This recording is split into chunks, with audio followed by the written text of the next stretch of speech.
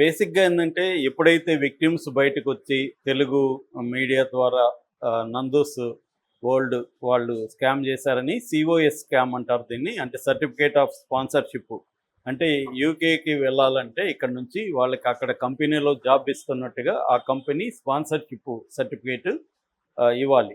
ఇదంతా కూడా government recognised వాళ్ళే ఇవ్వాలి. సో, అలాగా కొంతమందికి ఇచ్చారు వాళ్ళు. ఆ ఇచ్చినవి ఫేక్ అని తెలిసినాయి. అక్కడ పోయినాక ఏం కంపెనీలు లేవు. వీళ్ళే 9 కంపెనీలు పెట్టేశారు. ఆ కంపెనీలు ఏవి రన్నింగ్‌లో లేవు. అక్కడికి పోయినాక అర్థమైంది మోసం అని. దాంతో వాళ్ళు అక్కడ చిక్కుకుపోయారు. అక్కడ పోయినాక అక్కడి నుంచి రాలేరు. 6 మంత్స్ వరకు అక్కడ టైమ్ ఇస్తారు వేరే కంపెనీలో. మళ్ళీ వీళ్ళు ఎవరినో పట్టుకొని అక్కడ ఇంకేదో కంపెనీలో చేరడం. కొంతమంది విధి లేక వచ్చేసిన వాళ్ళు కూడా ఉన్నారు. ఇలాగా వీళ్ళు 20,00,000 వీళ్ళకిచ్చి ఇంకొక 10,00,000 ఖర్చు పెట్టుకొని 30, 40 లక్షలు వదిలించుకొని మళ్ళీ ఇక్కడ వచ్చి బాధలు పడేవాళ్ళు ఉన్నారు. పోయిన వాళ్ళందరూ కూడా ఏమి రిచ్ పర్సన్స్ కారు. వాళ్ళు ఎక్కడో అపోసిపోజ్ చేసి వెళ్ళిన వాళ్ళు ఉన్నారు. సో ఇలాగా ఇప్పుడు కేసులు పెట్టారు. ఇది కేసులకు సంబంధించి ఆల్రెడీ పోలీసులు నిన్న ఇబ్రహీంపట్నంలో కూడా కేసు నమోదైంది.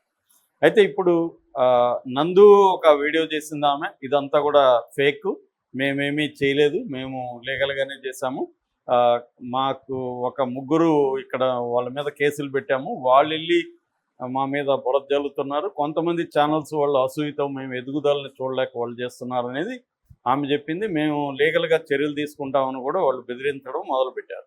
మరోవైపు వాళ్ళ తరఫున అడ్వకేట్ అనురాధ మాగంటి అనే ఒక ఆమె పరిచయం చేసుకుంది. ఆమె వీడియో కూడా నందూస్ వరల్డ్ ఛానల్లోనే అప్లోడ్ అయింది.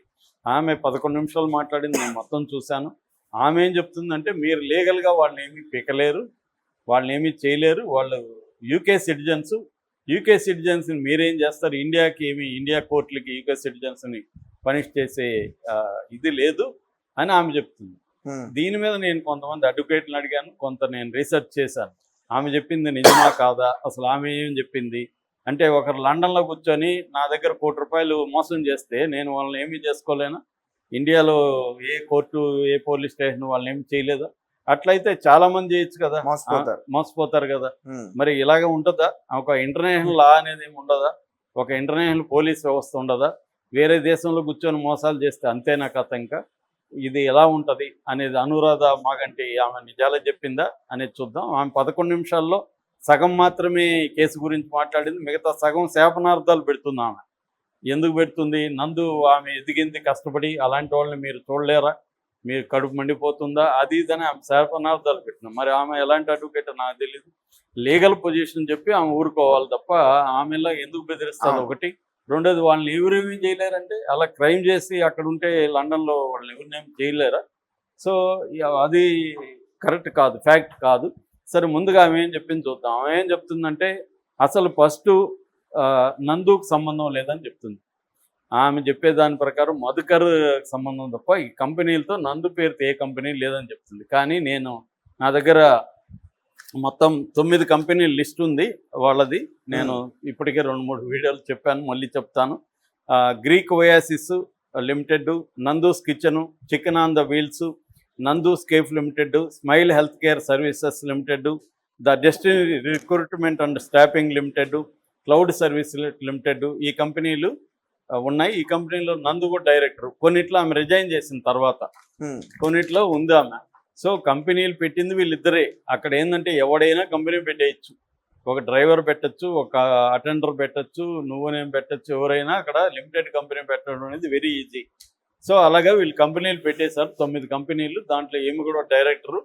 కాబట్టి కంపెనీలు లేవనేది అబద్ధం, కంపెనీలు ఉన్నాయి. అందులో నందుకు కూడా ఇది ఉంది. నందుకు లేకపోతే ఆమె ఎందుకు మాట్లాడింది అసలు. సో కాబట్టి ఈమె చెప్పిన ఫస్ట్ పాయింట్ అది, నందుకు సంబంధం లేదనేది ఈమె చెప్పింది. దాని తర్వాత ఏం చెప్పిందంటే, ఈ సిఓఎస్ ఇచ్చేవరకే వాళ్ళ బాధ్యత, ఇచ్చినాక మీకు జాబ్ వచ్చిందా లేదా, మీకు వీసా వచ్చిందా లేదా, వీసా రిజెక్ట్ అయిందా, అవన్నీ ఏజెన్సీకి సంబంధం లేదని ఏం చెప్తుంది. సంబంధం ఉందా అనేది వాళ్ళిద్దరి మధ్య అగ్రిమెంట్ ఏం జరిగింది అనే దాన్ని బట్టే ఉంటుంది. ఏం సంబంధం లేదంటే కుదరదు అక్కడ. అంటే సంబంధం ఏంటి, వేరే కంపెనీలకి వీళ్ళు ఓన్లీ కన్సల్టెన్సీ సర్వీస్ చేస్తుంటే సంబంధం లేదు. కంపెనీ వీళ్ళదే అయినప్పుడు, అది ఫేక్ కంపెనీ అయినప్పుడు సంబంధం ఉంటుంది.